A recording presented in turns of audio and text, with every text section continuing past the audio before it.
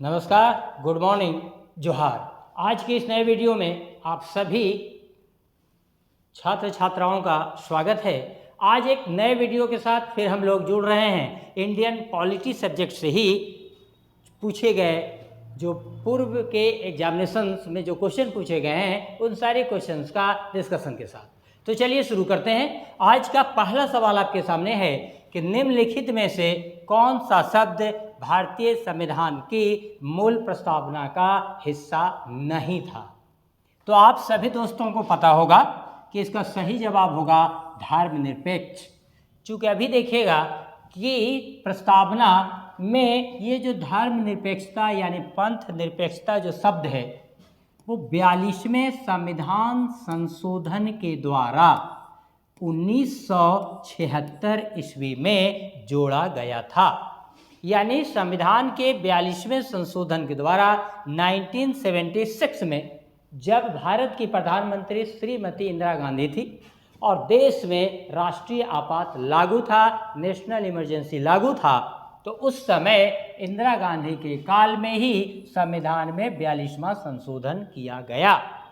इसी समय संविधान के प्रस्तावना में 3 शब्द जोड़े गए: अखंडता, समाजवाद और पंथ निरपेक्षता।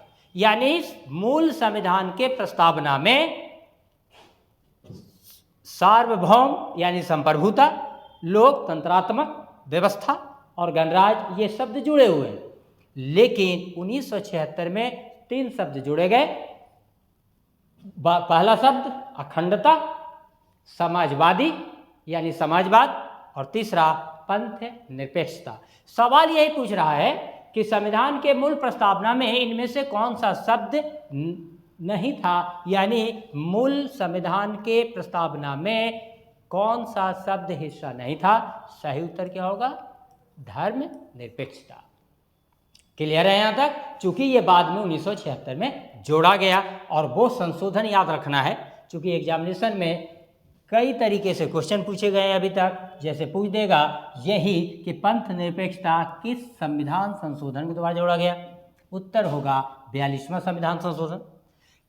अखंडता, समाजवादी शब्द और पंथ निरपेक्षता किस वर्ष प्रस्तावना में शामिल किए गए। उत्तर होगा 1976। इसके अलावा ये भी एक सवाल परीक्षा में पूछा गया है और पूछे जाते हैं कि क्या प्रस्तावना में संशोधन करने की शक्ति भारत के संसद को है। उत्तर देंगे हाँ, इसलिए कि सुप्रीम कोर्ट का यह निर्णय है कि प्रस्तावना संविधान का ही एक अंग है, एक भाग है और संसद को संविधान के किसी भी भाग में संशोधन करने की शक्ति है। केवल वह मूल शब्दों को नहीं हटा सकती, मूल संरचना के साथ संसद छेड़छाड़ नहीं कर सकता। क्लियर है? तो प्रस्तावना में संशोधन किया जा सकता है और किया गया। दूसरा एक और सवाल आपसे पूछे जाते हैं कि प्रस्तावना में अभी तक कितने बार संशोधन किए गए हैं। तो सही उत्तर होगा 1 बार, और वो क्या था? 42वें संशोधन के द्वारा 1976 में। क्लियर है? अगले प्रश्न की ओर चलते हैं। आज का आपका दूसरा प्रश्न है। आप सभी भी आंसर अपने मन में रखिएगा और जब हम आप लोगों से पूछें तो आप हमें आंसर बताइएगा। एक चीज़ ध्यान रहे कि जो इस सवाल का जवाब देना चाहते हैं वो केवल हाथ खड़ा करिएगा, हम खुद आप लोगों से पूछ लेंगे। अपने मन से इसका जवाब नहीं दीजिएगा, जवाब देने से पहले आपको हाथ खड़ा करना। क्लियर है? तो चलिए, आज का सवाल है कि निम्नलिखित में से कौन सी भारतीय संविधान की संघीय विशेषता नहीं है। आप सभी जानते होंगे कि भारत के संविधान के अनुच्छेद 1 में स्पष्ट रूप से लिखा गया है इंडिया अर्थात भारत राज्यों का संघ होगा और भारत में संघीय प्रणाली को स्वीकार किया गया है। संघीय प्रणाली यानी संघीय विशेषताएं, क्वेश्चन क्या पूछ रहा है? नहीं। अब संघीय व्यवस्था किसे कहते हैं, इसको थोड़ा सा समझने के लिए हम लोग पॉलिटिकल साइंस के कुछ शब्दों की ओर चलते हैं। देखिए, यहाँ पे सबसे पहले आपको ये समझना होगा कि राज्य किसे कहते हैं। तो पॉलिटिकल साइंस के परिभाषा के अनुसार राज्य निर्माण के लिए 4 तत्वों का होना अनिवार्य होता है। पहला, निश्चित भूभाग, यानी राज्य निर्माण के लिए 4 तत्वों का होना आवश्यक है, जिसमें से पहला है निश्चित भूभाग, दूसरा है जनसंख्या, तीसरा है सरकार और चौथा है संप्रभुता। क्लियर है यहां तक? ये 4 तत्व जिनके पास होंगे उसे ही राज्य कहते हैं।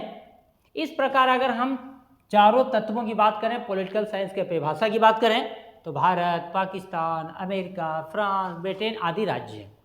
क्लियर है? लेकिन अगर हम भारत के संविधान के अनुसार बात करें कि क्या भारत एक राज्य है, तब बोलेंगे नहीं।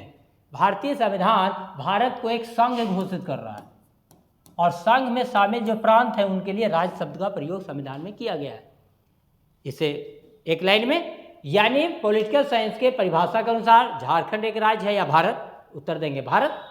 भारत के संविधान के अनुसार भारत एक राज्य है या झारखंड, उत्तर देंगे झारखंड, क्योंकि संविधान के अनुच्छेद 1 में स्पष्ट लिखा हुआ है इंडिया अर्थात भारत राज्यों का एक संघ होगा, यानी भारत के लिए संघ शब्द का प्रयोग किया गया है और उसमें शामिल जो प्रांत हैं उनके लिए राज्य शब्द का प्रयोग किया गया।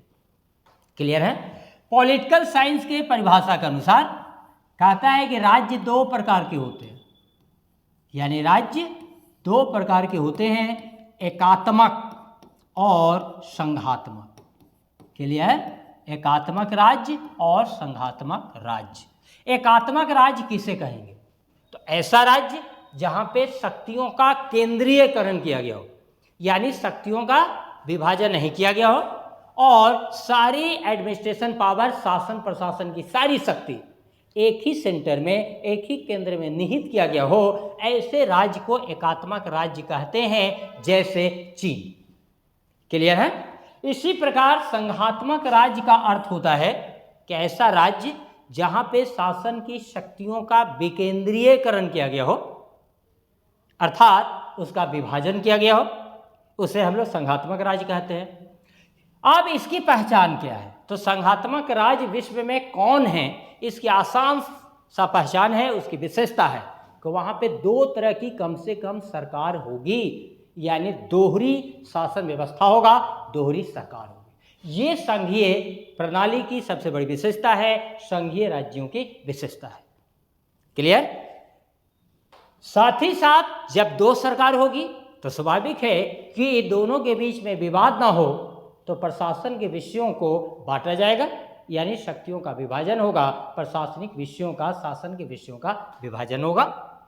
और तीसरी, उसके लिए जरूरी है कि एक लिखा हुआ संविधान होना चाहिए, क्योंकि शक्तियों का बंटवारा, विभाजन ये लिखित संविधान के द्वारा ही संभव है, मौखिक रूप में यह संभव नहीं है। क्लियर है? तो संघीय राज्य या संघीय विशेषताएं क्या है भारत के संविधान की? तो देखिए, पहला कह रहा है शक्तियों का विभाजन, बिल्कुल है। दूसरा कह रहा है लिखित संविधान, बिल्कुल।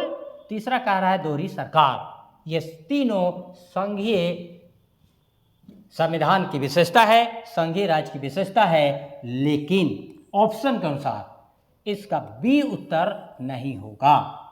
हालांकि आप जान लीजिए कि अखिल भारतीय सेवा के अंतर्गत राज्यों में केंद्र सरकार यानी संघ की सरकार अपनी योजनाओं को क्रियान्वित करने के लिए इन सेवाओं के माध्यम से जो अधिकारी होते हैं उनको राज्यों में ही तैनात किया जाता है। इसको आसान तरीके से समझिए कि जितने भी जो अधिकारी गण होते हैं किसी भी विभाग में, जो राज्य के अलग अलग विभागों में तैनात होते हैं, जिनको तैनात करना यानी पोस्टिंग और ट्रांसफ़र करने का अधिकार राज्य सरकार के पास होता है, लेकिन इनका चयन यूपीएससी यानी संघ लोक सेवा आयोग के परीक्षा के माध्यम से होता है और इनका उत्तरदायित्व केंद्र सरकार के प्रति होती है, यानी ये केंद्र सरकार के प्रति उत्तरदायी होते हैं। इसलिए ऑप्शन के अनुसार सही उत्तर होगा बी। क्लियर है? अगले प्रश्न की ओर चलते हैं। अगला प्रश्न है कि भारत के नागरिकों के लिए मतदान की न्यूनतम आयु क्या है, यानी अभी मतदान करने की न्यूनतम आयु कितनी वर्ष है। ये आपके पास ऑप्शन है 21 वर्ष, 18 वर्ष, 25 वर्ष, 30 वर्ष। सही उत्तर 18 वर्ष, यानी वर्तमान समय में मतदान की न्यूनतम उम्र 18 वर्ष है, अर्थात भारत का वैसा नागरिक जो 18 वर्ष या उससे अधिक की उम्र पूरा कर चुका है, वो सभी भारत के नागरिक, चाहे वो स्त्री हों, पुरुष हों, किसी भी वर्ग, जाति, क्षेत्र, धर्म के हों, उन्हें मतदान का अधिकार प्राप्त होता है। क्लियर? अब आपको ये जानना जरूरी है कि ये 18 वर्ष क्या मूल संविधान यानी शुरू से आ रहा है या फिर बाद में से किया गया है। तो मैं आप लोगों को बता दूं कि 18 वर्ष 61वें संविधान संशोधन के द्वारा किया गया, यानी पहले मतदान की न्यूनतम उम्र 21 वर्ष होती थी, लेकिन 61वें संविधान संशोधन के द्वारा मतदान की न्यूनतम उम्र को 18 वर्ष से घटाकर 21 वर्ष से घटाकर 18 वर्ष कर दी गई है। क्लियर है? अगले प्रश्न की ओर हम लोग चलते हैं। अगला सवाल आपके पास है कि भारत में नागरिकता अधिनियम किस वर्ष पारित हुआ था। देखिए, आप लोग ये जानिए कि भारत के संविधान के भाग 2 में अनुच्छेद 5 से 11 तक में नागरिकता के संबंध में उपबंध है, अर्थात वर्णन किया गया है, जिसमें आप लोग देखे होंगे कि अनुच्छेद या पढ़े होंगे कि अनुच्छेद 5 कह रहा है कि भारतीय नागरिकता कैसे तय होगी। तो अनुच्छेद 5 कहता है कि भारत के संविधान लागू होते समय, यानी 26 जनवरी 1950 के दिन, जिस दिन भारत का संविधान पूर्णतः लागू हुआ, उस दिन जो भी व्यक्ति भारत में रह रहा था वो सब के सब भारत के नागरिक माने जाएंगे। क्लियर? आगे कह रहा है अनुच्छेद 5, अथवा जो व्यक्ति संविधान के प्रारंभ होने के समय वह भारत में नहीं था, लेकिन यदि संविधान के प्रारंभ होने से पहले उसके माता पिता में से किसी एक का भी जन्म भारत संघीय क्षेत्र में हुआ हो, तब भी वह व्यक्ति भारत का ही नागरिक माना जाएगा। क्लियर है? अथवा आगे अनुच्छेद 5 कहता है कि जो व्यक्ति संविधान के प्रारंभ होने पर वह भारत में नहीं था, संविधान के प्रारंभ होने से पहले उसके माता पिता का जन्म भी भारतीय संघीय क्षेत्र में नहीं हुआ, लेकिन यदि संविधान प्रारंभ होने से पहले भारत संघ में उसके दादा दादी या नाना नानी में से भी किसी एक का जन्म भारत में हुआ हो, तब भी वह व्यक्ति भारत का नागरिक माना जाएगा। इसी के आधार पर भारतीय नागरिकता तय की गई और भारतीय नागरिकता प्रदान की गई। क्लियर? साथ ही साथ आपको ध्यान देना है अनुच्छेद 11 पर। अनुच्छेद 11 कहता है कि नागरिकता के संबंध में विधि बनाने की शक्ति संसद के पास होगी, यानी अनुच्छेद 11 के अंतर्गत नागरिकता के संबंध में किसी भी प्रकार के कानून यानी विधि का निर्माण संघ के पास होगा, यानी संघीय विधायिका, जिसे हम लोग आज संसद कह रहे हैं। तो नागरिकता के संबंध में किसी प्रकार की विधि निर्माण संघीय विधायिका अर्थात संसद के पास होगा, राज्य विधायिका यानी विधानमंडल के पास नहीं होगा। क्लियर है? इसी शक्ति का प्रयोग करते हुए सबसे पहले भारत की संसद ने 1955 ईस्वी में भारतीय नागरिकता अधिनियम पारित किया। क्लियर है? 1955 का अधिनियम कह रहा है कि भारतीय नागरिकता 5 प्रकार से प्राप्त की जा सकती है। पहला, जन्म के आधार पर नागरिकता की प्राप्ति। दूसरा, वंश परंपरा के आधार पर नागरिकता की प्राप्ति। तीसरा, पंजीकरण के द्वारा नागरिकता की प्राप्ति। नंबर 4, देशीयकरण द्वारा नागरिकता की प्राप्ति। और 5वां, विलयन के द्वारा नागरिकता की प्राप्ति, यानी कोई विदेशी राज्य या क्षेत्र भारत संघ में मर्ज हो जाता है तो उस स्थिति में वहां के रहने वाले लोगों को भारत की नागरिकता प्रदान कर दी जाएगी। क्लियर है? क्वेश्चन यही पूछ रहा है कि नागरिकता अधिनियम सबसे पहले किस वर्ष भारत में पास किया गया। सही उत्तर होगा बी, यानी 1955 ईस्वी। आप सभी दोस्तों को नागरिकता के बारे में अगर विस्तार से जानना है आप लोगों को, यानी नागरिकता से संबंधित विस्तार से जानना चाहते हैं, यानी पूरा अनुच्छेद 5 से 11 तक के उपबंधों का वर्णन चाहते हैं, नागरिकता प्राप्ति अधिनियम 1955 का पूरा विस्तार से जानना चाहते हैं, नागरिकता संशोधन अधिनियम 1986 ईस्वी और नागरिकता संशोधन अधिनियम 2019 ईस्वी, जिसे हम लोग CAA के नाम से भी जानते हैं, क्योंकि इसी नाम से वो ज़्यादा चर्चित रहा। देश में बहुत बड़ा इसके कारण बवाल हुआ, क्योंकि बहुत सारे लोगों को नागरिकता संशोधन अधिनियम को लेकर 2019 ईस्वी में गलतफहमी हुई और उन्हें लगने लगा कि उनकी भारत की नागरिकता समाप्त करने का एक कानून है, जो ऐसा कुछ भी नहीं था। तो ये सारी चीज़ों के बारे में विस्तार से जानना है, तो इसके लिए अलग से हम परसों एक क्लास लेकर आएंगे। तो उस नए वीडियो के माध्यम से आप नागरिकता के बारे में 5 से 11 जो अनुच्छेद हैं उसका विशेष वर्णन विस्तार से बताएंगे। साथ ही साथ नागरिकता अधिनियम 1955, नागरिकता संशोधन अधिनियम 1986 जो जानना आपके लिए अति आवश्यक है, क्योंकि इससे संबंधित सवाल कई बार पिछले एग्जामिनेशन में पूछे गए हैं, और नागरिकता संशोधन अधिनियम 2019 ईस्वी के बारे में विस्तार से बताएंगे। तो चलिए अब चलते हैं हम अगले प्रश्न की ओर। अगला प्रश्न देखिए, क्वेश्चन आपके सामने है कि भारतीय संविधान का अनुच्छेद 2 से संबंधित है, यानी अनुच्छेद 2 पहले ही बताए थे आपको कि संविधान के भाग में, संविधान का भाग 1 में कुल जो अनुच्छेद हैं वो है 1 से 4 तक। क्लियर? यानी भाग 1 में 4 अनुच्छेद हैं, 1, 2, 3, 4। अभी तुरंत बताया कि 5 से 11 तक में नागरिकता का संबंध है और वो भाग 2 है। क्लियर है? अब अनुच्छेद 1 कहता है, अभी भी इस तुरंत थोड़ी देर पहले बताया कि अनुच्छेद 1 स्पष्ट कर रहा है और उसमें लिख रहा है इंडिया अर्थात भारत राज्यों का एक संघ होगा।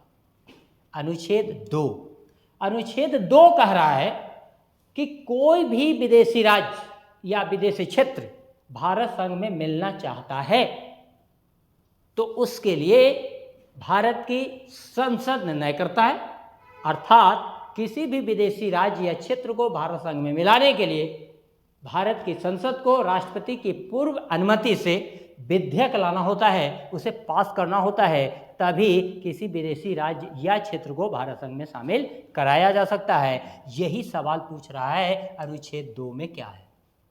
वर्तमान राज्यों के नामों में परिवर्तन नहीं होगा, वर्तमान राज्यों के क्षेत्रों में परिवर्तन नहीं होगा, नए राज्यों के प्रवेश या उनकी स्थापना। सही जवाब होगा सी।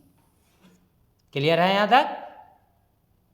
सही जवाब होगा सी, क्योंकि वर्तमान राज्यों के नाम में परिवर्तन या क्षेत्र में परिवर्तन, इसका उपबंध अनुच्छेद 3 में। अनुच्छेद 3 कहता है कि भारत संघ में शामिल किसी भी राज्य का नाम में परिवर्तन करना हो, क्षेत्र में परिवर्तन करना हो, किसी एक राज्य के कुछ हिस्सों को अलग करके नया राज्य बना देना हो, एक से अधिक यानी 2 या 2 से ज़्यादा राज्यों के हिस्सों को मिलाकर नया राज्य बना देना हो, इससे संबंधित निर्णय केंद्र सरकार करेगी, यानी संसद द्वारा इसके लिए विधेयक पास करना होता है। इसका वर्णन अनुच्छेद 3 में। क्लियर है? इसी के आधार पर आप लोग देखते होंगे कि समय समय पर राज्यों की सीमाओं में परिवर्तन किया गया है, और ये पहली बार हुआ था 1953 में, जब आंध्र प्रदेश राज्य का गठन किया गया था। इसी के आधार पर सबसे अंतिम बात आप लोग देखे होंगे 2014 में यानी 14 में, कि जब आंध्र प्रदेश का विभाजन कर तेलंगाना को नए राज्य का दर्जा दिया गया था। क्लियर है? चलिए अगले प्रश्न की ओर। अगला प्रश्न आपके सामने है कि भारतीय संविधान का निम्नलिखित में से कौन सा अनुच्छेद कानून के समक्ष समानता का अधिकार देता है, यानी कानूनों के समान संरक्षण की बात करता है। देखिए, ये आपके मौलिक अधिकार पहले भी हम लोग चर्चा कर चुके हैं कि वर्तमान समय में भारतीय नागरिकों को 6 प्रकार के मौलिक अधिकार प्राप्त हैं, जिनमें पहला मौलिक अधिकार है समानता का अधिकार, जिसका वर्णन अनुच्छेद 14 से 18 तक में। क्लियर है? क्वेश्चन यही पूछ रहा है कि कानून के समक्ष समानता का अधिकार का वर्णन अनुच्छेद किस में है? सही जवाब होगा अनुच्छेद 14, क्योंकि अनुच्छेद 17 जो है ये अस्पृश्यता का अंत कह रहा है, यानी इसमें क्या है? छुआछूत का अंत। यानी अनुच्छेद 17 ये प्रावधान करता है कि अस्पृश्यता का अंत यानी छुआछूत का अंत, यानी कोई भी व्यक्ति छुआछूत से प्रेरित होकर किसी भी व्यक्ति के साथ अगर दुर्व्यवहार करता है, उसे शारीरिक या मानसिक प्रताड़ना देता है तो ऐसी स्थिति में वह व्यक्ति अपराधी होगा और उसे सजा होगी। क्लियर है। जबकि 21 हमें अपने प्राण और शरीर की रक्षा का अधिकार देता है। यानी अनुच्छेद 21 कहता है कि हर भारत के नागरिक को अपनी प्राण की रक्षा और शरीर की रक्षा का अधिकार है। इसको बोलते हैं हम लोग प्राण एवं दैहिक स्वतंत्रता का अधिकार। और अपने शरीर और प्राण की रक्षा करते हुए अगर आपके हाथों किसी की मौत हो जाए तो उसे मर्डर नहीं कहते, हत्या नहीं कहते और इसके लिए कोई सजा का प्रावधान नहीं है, अर्थात इसे आत्मरक्षा कहते हैं। आत्मरक्षा में उठाया गया कदम हमारा एक मौलिक अधिकार है। क्लियर है। जबकि अनुच्छेद 23 आप लोग पढ़े होंगे कि अनुच्छेद 19 से 22 तक में स्वतंत्रता का अधिकार है, जबकि अनुच्छेद 23 और 24 शोषण के विरुद्ध अधिकार है, जिसमें अनुच्छेद 23 कहता है कि किसी भी व्यक्ति को उसकी इच्छा के बगैर कार्य नहीं कराया जा सकता, यानी बलात् श्रम पर यह प्रतिबंध लगाता है। उत्तर सही क्या होगा? अनुच्छेद 40। अगला सवाल है कि निम्नलिखित में से कौन सा भारतीय संविधान 110 में उल्लेखित मौलिक अधिकार नहीं है? क्लियर। यानी सीधा सा सवाल है कि इन चारों में से चुनिए कि कौन सा आपका मौलिक अधिकार नहीं। पहले हम लोग आसानी से चुन लेते हैं कि कौन कौन सा अधिकार हमें मौलिक अधिकार के रूप में प्राप्त है, जैसा कि अभी हम लोग चर्चा कर रहे हैं। देखिए, समानता का अधिकार अभी तुरंत चर्चा किए हैं कि अनुच्छेद 14 में इसका प्रावधान है, यानी ये मौलिक अधिकार है। क्वेश्चन के अनुसार ये आंसर नहीं होगा। धार्मिक स्वतंत्रता का अधिकार यह भी मौलिक अधिकार के रूप में नागरिकों को प्राप्त है और इसका वर्णन अनुच्छेद 25 से 28 तक में किया गया है। क्लियर है। पहला कह रहा है स्वतंत्रता का अधिकार, अभी तुरंत हम लोग चर्चा किए हैं कि अनुच्छेद 19 से 22 तक में स्वतंत्रता का अधिकार का प्रावधान है, यानी यह भी मौलिक अधिकार है। बचा क्या? बी, यानी मतदान का अधिकार, यानी वोटिंग का अधिकार। मतदान का अधिकार हमारा मौलिक अधिकार नहीं है, क्योंकि यह भाग 3 में अनुच्छेद 12 से 35 तक में शामिल नहीं है। क्लियर देख रहे हैं, लिखा हुआ है, ये मौलिक अधिकार हो ही नहीं सकता। तो यह है क्या? तो इसको बोलते हैं राजनीतिक अधिकार, इसे बोलते हैं विधिक अधिकार। यानी मतदान का जो अधिकार है वो संविधान के द्वारा मौलिक अधिकार के रूप में न प्राप्त होकर एक राजनीतिक विधिक अधिकार के रूप में नागरिकों को प्राप्त है। क्लियर है। यानी मतदाता होने के लिए पहले आपको भारत का नागरिक होना जरूरी है। क्लियर है। इसी विषय पे देखिएगा वर्तमान समय में कि बिहार में निर्वाचन आयोग द्वारा जो मतदाता सूची है उसका पुनरीक्षण का कार्य चल रहा है। इसमें भारी विवाद राजनीतिक दलों के बीच है और ये केस सुप्रीम कोर्ट में पहुंचा हुआ है और इसलिए ये चर्चा उठ रही है कि अगर कोई वोट नहीं कर सकता इसका मतलब है कि वो नागरिक नहीं है, उसकी नागरिकता छिन जाएगी, समाप्त हो जाएगी। क्योंकि क्या कह रहा है कि ये राजनीतिक अधिकार तो है, लेकिन वोट वही करेगा जो भारत का नागरिक होगा। गैर नागरिकों को वोटिंग का राइट, मतदान का अधिकार भारत में प्राप्त नहीं। क्लियर है। अगले प्रश्न की ओर चलते हैं कि भारतीय संविधान के अनुच्छेद 44 का उद्देश्य क्या है। सीधा सा आप ये जाने कि अनुच्छेद 44 कहाँ है। आपको भी पता होगा, भाग 4 नीति निर्देशक तत्व, डायरेक्टिव प्रिंसिपल ऑफ स्टेट, इसे टॉपिक का नाम है, चैप्टर का नाम है और इसका वर्णन अनुच्छेद 36 से 51 तक में। आपको पहले भी चर्चा करा चुके हैं कि नीति निर्देशक तत्वों में वर्णित कोई भी प्रावधान राज्य के लिए बाध्यकारी नहीं होता। राज्य के लिए उस पर कानून बनाकर लागू कराना अनिवार्य नहीं होता। साथ ही साथ नीति निर्देशक तत्वों को लागू कराने का आदेश न्यायालय द्वारा नहीं दिया जा सकता, क्योंकि न्यायालय में यह वाद योग्य नहीं है, न्यायालय में सुनवाई योग्य नहीं है। क्लियर है। उसी में से क्वेश्चन पूछ रहा है, यानी राज्य चाहें तो इनके प्रावधानों को कानून का रूप देकर लागू करा सकते हैं, नहीं चाहे तो न कर सकते हैं। इसी में क्वेश्चन पूछ रहा है कि अनुच्छेद 44 का उद्देश्य क्या है, यानी इसमें क्या प्रावधान है। ऑप्शन देखिए, कह रहा है कि भारत के राज्य क्षेत्र में नागरिकों के लिए एक समान नागरिक संहिता सुनिश्चित करना। यही पे आंसर हमारा आ गया, यानी अनुच्छेद 44 समान नागरिक संहिता से जुड़ा हुआ है, अर्थात भारत संघ में रहने वाले सभी लोगों के लिए एक कानून, एक संहिता बनाने की बात कहता है। यानी इसके माध्यम से स्पष्ट रूप से ये संदेश है कि अगर हम एक देश में हैं तो एक देश एक कानून, यानी सभी नागरिकों को समान कानून मिलना चाहिए, सभी नागरिकों के लिए समान कानून होना चाहिए। ये विवादित विषय है क्योंकि बहुत सारे राजनीतिक दल डॉक्टर भीमराव अंबेडकर के इस शब्द से असहमति व्यक्त करते हैं, विशेषकर कांग्रेस पार्टी, जो राष्ट्रीय स्तर की अगर हम बात करें तो कांग्रेस पार्टी इससे सहमत नहीं है, लेकिन बीजेपी इससे सहमत है। इसलिए देखते होंगे कि बीजेपी शासित राज्यों में इस प्रावधान को लागू करने की बातें उठती हैं और उत्तराखंड ऐसा राज्य बन गया है जिसने अनुच्छेद 44 को लागू करा दिया है, यानी वो समान नागरिक संहिता पे कानून पारित कर चुका है वहाँ के विधानमंडल। अगले सवाल की ओर चलते हैं। अगला सवाल है कि राष्ट्रपति चुनाव के लिए नामांकन दाखिल करने के लिए प्रस्तावकों की हस्ताक्षरित सूची की आवश्यकता होती है। क्वेश्चन नहीं समझ में आया? हम सिंपल समझा रहे हैं कि जब राष्ट्रपति का चुनाव होना होता है तो सबसे पहले देखते होंगे कि उसके लिए नामांकन करना होता है, नॉमिनेशन फॉर्म भरना होता है। जैसे जब भी रिक्त पदों के लिए आपकी ज्वाइनिंग होती है तो सीधा ज्वाइनिंग ना होकर उसके लिए सबसे पहले क्या होता है, सूचना आता है। उसके बाद आप लोग फॉर्म भरते होंगे, एडमिट कार्ड आता होगा, एग्जाम देते होंगे, चयनित होते होंगे, तब आपको नियुक्ति पत्र मिलता होगा। सेम इसी को ऐसे समझिए कि राष्ट्रपति का एक सीट वैकेंट है, खाली है, इसके लिए इलेक्शन कमीशन ऑफ इंडिया सूचना प्रकाशित किया। अब कौन से वहाँ पे भाग लेना चाहते हैं, यानी उम्मीदवारी देना चाहते हैं, कौन अपने आप को कैंडिडेट कह रहा है, अभ्यर्थी कह रहा है, तो इसके लिए सबसे पहले इलेक्शन कमीशन ऑफ इंडिया के नॉमिनेशन फॉर्म को भरना होता है। क्लियर है?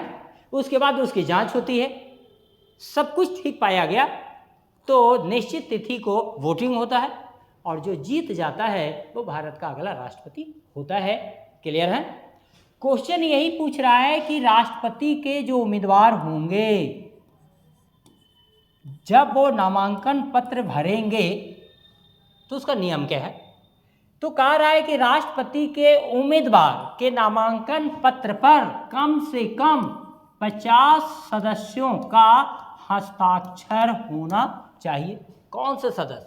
तो जो राष्ट्रपति के निर्वाचक मंडल के सदस्य हैं। क्लियर है? यानी निर्वाचक मंडल के कम से कम 5 सदस्यों का हस्ताक्षर उम्मीदवार के नामांकन पत्र पर होना चाहिए प्रस्तावक के रूप में, और 50 सदस्यों का हस्ताक्षर समर्थन के रूप में होना चाहिए। क्वेश्चन यही पूछ रहा है प्रस्तावक कि यानी राष्ट्रपति के उम्मीदवार के नामांकन पत्र पर कम से कम कितने प्रस्तावकों का हस्ताक्षर होना चाहिए। सही जवाब होगा 50। क्लियर? और अलग से 50 सदस्यों का हस्ताक्षर समर्थन के रूप में होना चाहिए। टोटल जोड़ेंगे तो 100। अब आपको पता होगा कि राष्ट्रपति का निर्वाचक मंडल किससे बना। क्लियर है? तो संसद के सभी निर्वाचित सदस्य और राज्य विधानसभा के सभी निर्वाचित सदस्य, साथ ही साथ जो भी केंद्र शासित प्रदेश हैं जहाँ पे विधानसभा है उसके सदस्यों को मिलाकर राष्ट्रपति के चुनाव में निर्वाचक मंडल होता है, बनता है, और यही वोट करते हैं, उसी को निर्वाचक मंडल का सदस्य कहते हैं। क्लियर है? अगले प्रश्न की ओर चलते हैं। अगला सवाल है 20 जुलाई 1969 को भारत के किस मुख्य न्यायाधीश ने भारत के कार्यवाहक राष्ट्रपति के रूप में शपथ ली थी। देखिए, अब कोई चीफ जस्टिस सुप्रीम कोर्ट के राष्ट्रपति की शपथ कैसे लेंगे, तो इसके लिए आप आसान सा बात समझिए। राष्ट्रपति का पद किसी भी कारण से रिक्त हो जाए, यानी आकस्मिक निधन होने की स्थिति में रिक्त होगा, या फिर वो त्यागपत्र दे दें तब भी वो पद रिक्त हो सकता है, या फिर संसद द्वारा महाभियोग प्रस्ताव उनके खिलाफ पारित कर दें तब भी राष्ट्रपति को अपने पद से त्यागपत्र देना होता है और राष्ट्रपति का पद रिक्त होगा। संवैधानिक नियम है कि राष्ट्रपति का पद किसी भी कारण से रिक्त हो तो भारत के उपराष्ट्रपति ही कार्यवाहक राष्ट्रपति के रूप में कार्य करते हैं। क्लियर है यहाँ तक? कि किसी भी कारण से राष्ट्रपति का पद रिक्त होता है तो उपराष्ट्रपति ही कार्यवाहक राष्ट्रपति के रूप में कार्य करते हैं, और यदि राष्ट्रपति या उपराष्ट्रपति दोनों का पद रिक्त हो जाए, ध्यान दीजिएगा, राष्ट्रपति एवं उपराष्ट्रपति दोनों का पद रिक्त हो तो वैसी स्थिति में सुप्रीम कोर्ट के जो चीफ जस्टिस होते हैं, सर्वोच्च न्यायालय के जो मुख्य न्यायाधीश होते हैं, वही कार्यवाहक राष्ट्रपति के रूप में शपथ लेते हैं, कार्यवाहक राष्ट्रपति के रूप में कार्य करते हैं। क्लियर है? ऐसा अभी तक केवल एक बार हुआ है, और वो कब हुआ है? देखिए 20 जुलाई 1969, यानी 1969 में ऐसी स्थिति उत्पन्न हुई जब राष्ट्रपति और उपराष्ट्रपति दोनों का पद रिक्त हो गया। उस समय सर्वोच्च न्यायालय के मुख्य न्यायाधीश के पद पर मोहम्मद हिदायतुल्लाह खान थे। इस प्रकार मोहम्मद हिदायतुल्लाह खान एकमात्र अभी तक सर्वोच्च न्यायालय के मुख्य न्यायाधीश ऐसे हुए हैं जिन्होंने कार्यवाहक राष्ट्रपति के रूप में कार्य किया है। सही उत्तर होगा डी, न्यायमूर्ति मोहम्मद हिदायतुल्लाह। क्लियर है? यहाँ तो कोई दिक्कत? जैसे अभी देखिए उपराष्ट्रपति ने रिजाइन कर दिया और किसी कारण से राष्ट्रपति का पद रिक्त हो, तो ऐसी स्थिति में अगर उत्पन्न हो जाता है तो chief justice of supreme court he active president के रूप में, कार्यवाहक राष्ट्रपति के रूप में कार्य करें। क्लियर है? और अब हम चलते हैं आज के अंतिम प्रश्न की ओर। आज आपका सवाल है, क्षमादान देने की शक्ति किसके पास होती है? एक चीज ध्यान देना है, क्षमादान की शक्ति राष्ट्रपति के पास भी होती है और क्षमादान की शक्ति राज्यपाल के पास भी होती है। ये चीज ध्यान रखिए। यहाँ पे ऑप्शन में आपका एकदम क्लियर है, कोई कंफ्यूजन नहीं है, ऑप्शन है राष्ट्रपति। उत्तर होगा राष्ट्रपति। लेकिन मान लीजिए कि यहाँ सीएम की जगह राज्यपाल, गवर्नर ऑप्शन दे दिया होता, तब क्या होता? तब तो कंफ्यूजन होता, क्योंकि क्षमादान की शक्ति तो दोनों को प्राप्त है। लेकिन एक चीज ध्यान रखना है कि राज्यपाल को भी क्षमादान की शक्ति प्राप्त है, लेकिन केवल राज्य सूची में जो विधि है, कानून है, उसी के अंतर्गत क्षमादान की शक्तियां उन्हें प्राप्त है। लेकिन किसी भी परिस्थिति में मृत्युदंड की सजा प्राप्त आरोपी अभियुक्त को क्षमादान की शक्ति राज्यपाल के पास नहीं होती। यानी मृत्युदंड के संबंध में अगर किसी अभियुक्त को याचना करना है, क्षमादान मांगना हो, तो राष्ट्रपति के पास जाएगा। अर्थात मृत्युदंड की सजा में राष्ट्रपति को ही केवल क्षमादान की शक्ति प्राप्त है। सही उत्तर होगा राष्ट्रपति। तो चलिए, आप सभी हमारे दोस्त जिनको अच्छा लगता है या इंडियन पॉलिटी जो मेरे साथ आप देख रहे हैं, डिस्कशन सुन रहे हैं, अगर आपको अच्छा लग रहा हो, अच्छा लगता हो, तो हमारे वीडियो को success mirror live YouTube channel पे जाइए या फिर फेसबुक सक्सेस मिरर एजुकेशन पे आप जाइए और उस पर लाइक करिए, सब्सक्राइब करिए। फिर नए वीडियो के साथ हम कल आप लोगों से मिलेंगे। तब तक के लिए आप स्वस्थ रहिए। आप सभी का धन्यवाद। जय हिंद।